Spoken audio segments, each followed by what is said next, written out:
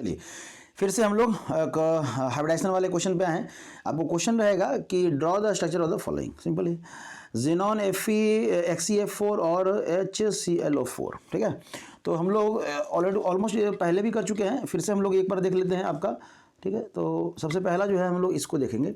तो आपका क्लोरीन जो है, अब है कि सर सेंट्रल एटम हम लोग कैसे पहचाने कि सेंट्रल एटम हमारा कहाँ होगा। तो जिसका वैलेंस इलेक्ट्रॉन सबसे ज़्यादा वो आपका सेंट्रल एटम। ठीक है, ऑलमोस्ट जितने भी कंपाउंड्स हैं जिनका वैलेंस इलेक्ट्रॉन सबसे ज़्यादा वही सेंट्रल एटम कहलाएंगे। ठीक है, अरे आप लोग दोस्त में जिसके पास सबसे ज़्यादा पैसा होता है सब लोग उसी को घेरते रहते हैं ना कि पार्टी दे दो पार्टी दो पार्टी दे दो, ऐसे भी याद रख सकते हैं।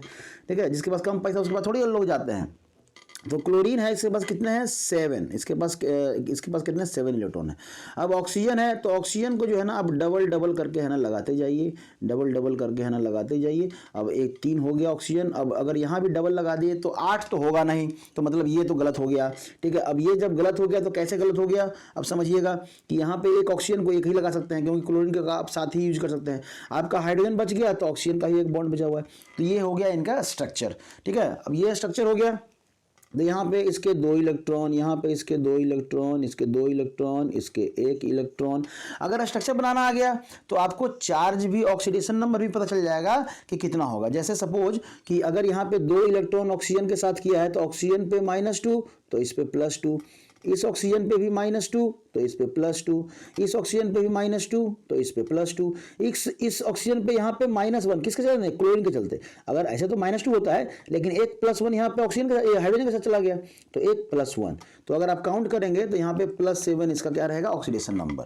तो आप इस तरह से सिंपल स्ट्रक्चर आपको पूछता है, स्ट्रक्चर आप ड्रॉ कर दिए, आप इस तरह से निकाल लीजिए। सेंट्रल एटम कौन रहेगा, तो जो आपका क्या रहेगा हाइब्रिड सबसे ज़्यादा वैलेंस इलेक्ट्रॉन जिनके पास रहेंगे। ठीक है, तब है कि इनका अगर हाइब्रिडाइजेशन अगर पूछा जाए तो कितने एलिमेंट्स जुड़े हुए हैं क्लोरीन के साथ, तो 1 2 3 4 एलिमेंट्स हैं, 4 एलिमेंट्स हैं जुड़े हुए हैं क्लोरीन के साथ।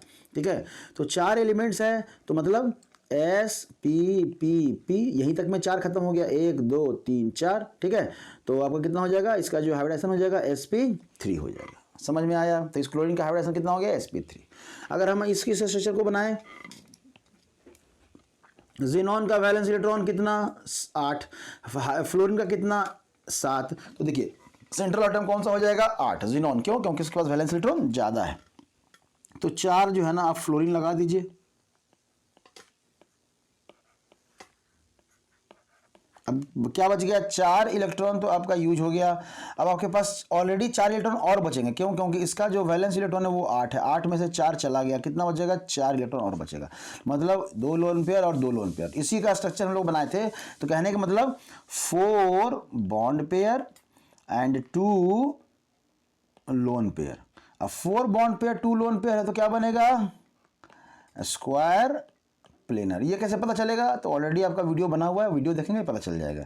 तब इसके एक्चुअल जो स्ट्रक्चर है इसका इस तरह से हम लोग बनाएंगे। XE यहाँ पे स्क्वायर प्लेनर के रूप में आप इस तरह से बना सकते हैं।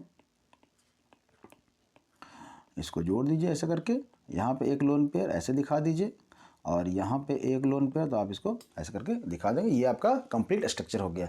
हाइब्रिडाइजेशन की बात करें तो 4 और 2 कितने होते हैं 6 होते हैं, मतलब जब 6 हो गए तो SP 4 ही हुआ, D और D तो कितने हो गए 6 मतलब आपका SP3D2 मतलब 6 है ना। तो आप S से शुरू करेंगे, SPD 5 बार आप लिख दीजिए, इतना लिख दीजिए और उसके बाद स्टार्टिंग से काउंट करते चले जाइए, ऑलमोस्ट आपको हाइब्रिडाइजेशन पता चल जाएगा। ठीक है, मिलते हैं नेक्स्ट वीडियो में हम लोग कुछ और इसके साथ क्वेश्चन के साथ।